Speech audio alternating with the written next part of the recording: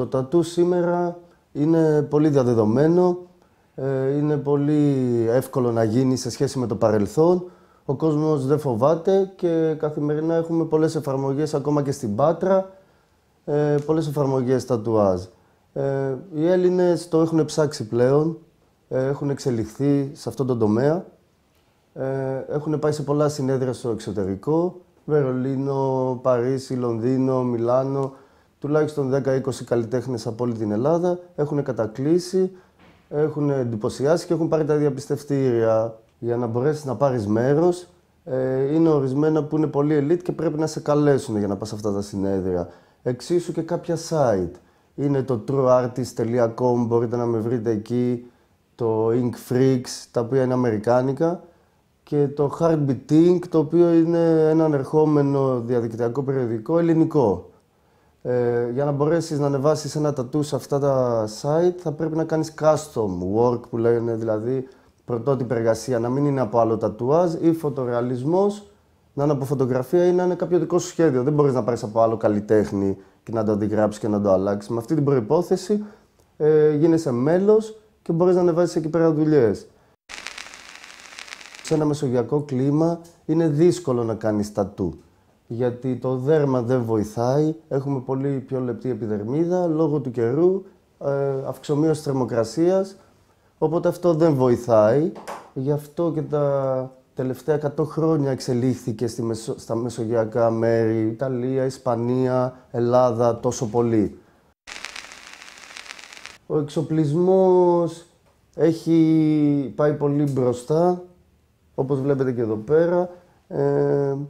Έχει εξελιχθεί, τα υλικά είναι πολύ πιο εύχριστα και πιο καλά για τον πελάτη που θέλει να κάνει ένα τατού. Δεν πονάει τόσο πολύ, μπορούμε να πούμε τώρα πλέον. Εγώ έχω παρασκευάσει ας το πούμε, μια κρέμα για την εφαρμογή, όχι για να βάλεις μετά για την επούλωση, η οποία βοηθάει στο να κάνεις πολλές ώρες τατού σε μία μέρα. Όλα αυτά που σας είπα και προηγουμένως έχουν βοηθήσει ώστε να μπορούμε να κάνουμε 5, 6, 7 ώρες τατουάζ σε ένα set, σε ένα session που λέμε, για να δημιουργηθεί κάτι μεγάλο. Η τεχνολογία έχει αλλάξει, τα μηχανήματα δεν κάνουν θόρυβο. Έχουν μια άλλη τεχνοτροπία, είναι κατασκευασμένα για να μην κάνουν θόρυβο, το οποίο είναι κουραστικό και για τον άλλον που τα ακούει και για μένα που το δουλεύω κάθε μέρα και ενοχλεί.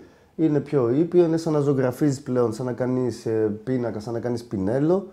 Ο κόσμος έρχεται, είναι ένας ανθρώπινος καμβάς και υπάρχει μια καλή ενέργεια για να γίνει ένα καλό τατουάζ. Δηλαδή πρέπει και οι δύο να νιώθουν ευχάριστα για αυτό που κάνουν, να το ευχαριστιούνται εκείνη τη στιγμή. Δεν κάνουμε τατού, κλείνουμε τα μάτια, κλείνουμε τα αυτιά και μας βάζει ο άλλος κάτω, λες και πάμε στο γιατρό να βγάλουμε το δόντι. Κάνουμε τατού, μας αρέσει η διαδικασία και περνάμε ωραία. Και με αυτή την τεχνολογία, όπως έχει εξελιχθεί, δεν υπάρχει πόνος πολύς, δεν μπορούμε να πούμε δεν πονάει καθόλου, είναι 50-50. Όταν το ευχαριστιέσαι είναι σαν να μην πονάς καθόλου, σαν να κάνεις μασάζ εκείνη την ώρα. Όταν έρθει ο άλλος, θέλει να κλείσει ένα ραντεβού να κάνει ένα τατουάζ, ας πούμε για το μανίκι, το οποίο είναι πολύ διαδεδομένο. Όταν λέμε μανίκι, εννοούμε όλο το χέρι, είτε το μισό χέρι, μισό μανίκι, half sleeve or sleeve, στα αγγλικά που το λένε. Αυτό είναι το πιο διαδεδομένο, δηλαδή οι 9 στους 10 που θέλουν ένα μεγάλο τατού στο σώμα τους, δεν θέλουν κάτι μικρούλι, θέλουν να το έχουν στο χέρι. Αυτό μπορείς να πεις ότι το βλέπουμε και στο εξωτερικό, είτε από ποδοσφαιριστές και στην Ελλάδα, από celebrities, από star, είναι πολύ διαδεδομένο να κάνουν τα χέρια, να κάνουν τα μανίκια. Εγώ όταν θα έρθει κάποιος να μου ζητήσει να κάνει ένα μανίκι, θα πρέπει να του κάνω ένα ψυχολογικό τεστ. Όταν λέμε να κάνουμε μανίκι, μιλάμε τουλάχιστον 3-4 φορές, ανά 15 μέρες, το πιο σύντομο χρονικό διάστημα να επουλώσει μία φορά από την άλλη, να κάνεις τουλάχιστον από 5 ώρες. Δηλαδή μιλάμε 4, 5, 20 ώρες τατουάζ.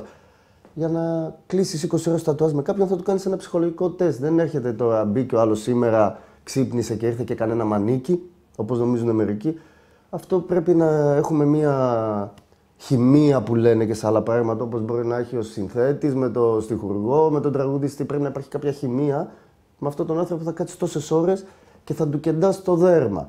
Όταν υπάρχει χημεία, αυτό είναι ευχάριστο, είναι ανώδυνο και είναι ξεκούραστο. Όταν ξεκινήσεις να κάνεις κάτι τέτοιο και δεν υπάρχει χημεία, καταλαβαίνεις ότι μπορεί να γίνει και επώδυνο και κουραστικό και ψυχοφθόρο. Οπότε περνάμε ένα ψυχολογικό τεστ. Δεν είναι όλοι οι άνθρωποι να ξεκινήσουν να κάνουν αυτό το πράγμα. Σίγουρα πρέπει να υπάρχει και κάποιο όριο ηλικίας για να κάνεις τόσο μεγάλα κομμάτια, για να είσαι και όριμος για αυτό που θα το φοράς όλη στη ζωή μετά ένα τόσο μεγάλο κομμάτι. Δεν μιλάμε για ένα μικρό τατουάζ. Ένα μικρό τατουάζ, όπως ξέρετε κι εσείς, ότι κάνουν πολύ και στα σπίτια ή έχουν ανοίξει πολλά καταστήματα και στην Πάτρα και σε όλη την Ελλάδα. Μπορεί να κάνεις ένα μικρό τατουάζ σίγουρα, να δεις πώς είναι, να δεις αν μας αρέσει αυτό το πράγμα, κάτι πιο πρόχειρο, και κάποια στιγμή όταν εξελιχθείς αυτό όπως και σε όλα τα πράγματα, σίγουρα μπορεί να θέλεις να φορέσεις ένα πιο πρωτότυπο κομμάτι ή πιο τεχνικά δύσκολο. Που αυτό είναι που σας έλεγα προηγουμένως, που είναι πολύ πιο χρονοβόρο και δύσκολο για να γίνει. Εκεί πιστεύω μετά τα 25 παίρνεις μια καλή απόφαση να κάνεις κάτι τέτοιο στο κορμί σου. Εάν ο άλλος το κάνει για μόδα, το κάνει επειδή δεν το φίλο του να το κάνει και αυτός, μπορεί να έχουμε αρνητικά αποτελέσματα και έχουμε φτάσει στην εποχή μας πολλοί να συζητάνε για να το βγάλουν. Δηλαδή έρχονται πολλοί και μου λένε αν το κάνω πώς θα βγει. Λέω καλύτερα να μην κάνεις, δεν είσαι έτοιμος γι' αυτό. Αν έχεις κάποια αμφιβολία τώρα, αυτή η αμφιβολία μεγαλώνοντας μπορεί να μεγαλώσει και η αμφιβολία και είναι κάτι που δεν γυρίζει πίσω. Δεν βγαίνει το τατουάζ. Δεν σβήνεται το τατουάζ, δεν είναι γόμα να το σβήσει. Ακόμα και με λέιζερ, αν και υπάρχει μόνο ένα Ινστιτούτο σε όλη την Ελλάδα, αν μπορεί να σου σβήσει κάτι, αυτό σίγουρα θα διαρκέσει από 1 χρόνο, στην καλύτερη περίπτωση μέχρι 3 χρόνια και δεν θα φύγει και ποτέ, απλά το αλλοιώνεις. Οπότε δεν επιλέγεις να κάνεις αυτό το πράγμα, εάν δεν έχεις παθιαστεί με αυτό εκείνη τη στιγμή, σίγουρα δεν θα παθιαστείς αφού το κάνεις μετά. Πρέπει να είσαι σίγουρος για αυτό που επιλέγεις, γιατί θα το φορέσεις σαν ένα μπλουζάκι που το διαλέγεις τώρα επειδή ήταν μόδα, θα το φορέσεις όλη τη ζωή όμως. Με αυτή τη λογική θα πρέπει να το σκέφτεσαι καλά. Γι' αυτό και σε μένα για να κλείσει ένα ραντεβού, το minimum είναι 2 εβδομάδες αναμονή. Και γιατί σίγουρα έχω κάποιους πελάτες που είναι ήδη κανονισμένα τα ραντεβού, τα μεγάλα κομμάτια που δουλεύω, και γιατί ο άλλος θα το σκεφτεί. Δεν υπάρχει περίπτωση να μπει κάποιος μέσα στο μαγαζί και να κάνει πιτόπο ένα τατουάζ. Είναι πολύ επιπόλαιο για μένα. Ακόμα και για τον άλλον, για να επιλέξει τον καλλιτέχνη και να δει τη δουλειά του, είναι επιπόλαιο, γιατί μπορεί να μην είναι αυτό που τον αντιπροσωπεύει, αυτό που κάνει ο καλλιτέχνης. Μπορεί να είναι άλλο στυλ, που λέμε υπάρχουν κάποια στυλ. Μπορεί να μην είναι το στυλ αυτό που κάνει ο καλλιτέχνης. Οπότε σίγουρα και ο άλλος θα κάνει ένα research, μια έρευνα για να βρει ένα τατού ή ένα tattoo artist, έτσι, και θα περιμένει για να γίνει. Πολλοί μπορεί να επιλέγουν ένα τατουάζ πιο γρήγορα από ότι θα επιλέγανε ένα μπλουζάκι. Αυτό είναι λάθος. Όταν κάνεις 2 ώρες και 3 στα μαγαζιά για να επιλέξεις ένα ρούχο και επιλέγεις ένα τατουάζ σε 5 λεπτά, αυτό είναι λάθος.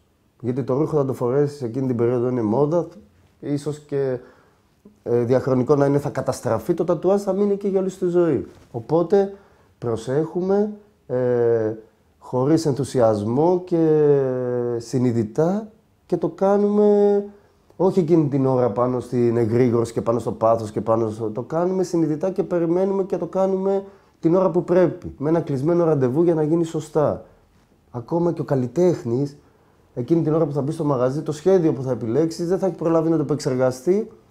Μπορεί να κάνει αυτό το λάθος εκείνη τη στιγμή για αυτό που θα επιλέξεις. Γι' αυτό, για να είσαι σίγουρος και ο καλλιτέχνης να μπορέσει να το επεξεργαστεί, σίγουρα θα πρέπει να υπάρχει κάποια αναμονή για να γίνει αυτή η εφαρμογή στο σώμα πάνω που θα χαρακτηριστεί κάτι για πάντα. Εκτός από το λέιζερ που είπαμε μπορεί να μην αλλοιωθεί, απλά αλλοιώνεται, δεν σβήνει ποτέ, ίσως και μετά από το λέιζερ ή και χωρίς καθόλου λέιζερ, αν μπορεί να είναι εφικτό, ανάλογα την κάθε περίπτωση, μπορεί να γίνει ένα cover-up που λέμε, δηλαδή να σκεπαστεί το σχέδιο με ένα άλλο σχέδιο. Το οποίο αυτό δεν το προτείνω σε καμία περίπτωση. Είναι πολύ πιο επώδυνο και είναι πολύ πιο επικίνδυνο μέσα εισαγωγικά να γίνει ένα λάθος, λόγω ότι δουλεύεις πάνω σε ένα άλλο σχέδιο. Δεν είναι ένα καθαρό κομμάτι δέρματος. Όταν κάνεις cover-up, πρέπει, εκεί και αν πρέπει να σκεφτείς καλά που θα το κάνεις, γιατί είναι πολύ πιο δύσκολο κάποιος να το πετύχει και δεν γίνεται συνήθως με το σχέδιο που άλλος έχει φανταστεί. Όταν κάνεις ένα cover-up, το καλύτερο σχέδιο είναι αυτό που θα γίνει πιο εύκολα και θα είμαστε πιο σίγουροι ότι θα δουλέψει και θα απογειωθεί. Όταν θέλεις επιπόλαια να βάλεις ένα σχέδιο που σου αρέσει, αυτό το σχέδιο μπορεί να μην δουλεύει και μπορεί να γίνει λάθος. Όταν αφήσεις τον καλλιτέχνη να σου πει ποιο σχέδιο δουλεύει καλύτερα, γιατί από το να έχεις μια μουτζούρα, καλύτερα να έχεις ένα σχέδιο που δεν είναι ακριβώς το σχέδιο που ήθελες, αλλά θα είναι ένα καθαρό σχέδιο. Θα είναι ένα όμορφο σχέδιο. Οπότε εκεί πέρα πάμε σε αυτά που μπορούν να λειτουργήσουν και μέσα από αυτό που προϋπήρχε θα είναι σαν πάντα να θέλαμε να είναι εκεί. Αυτό είναι η συνταγή, η μυστική της επιτυχίας του cover-up είναι το ήδη υπάρχον σχέδιο, εκεί που θα το καλύψεις να μην σε ενοχλεί, σαν να ήθελες πάντα να ήταν εκεί.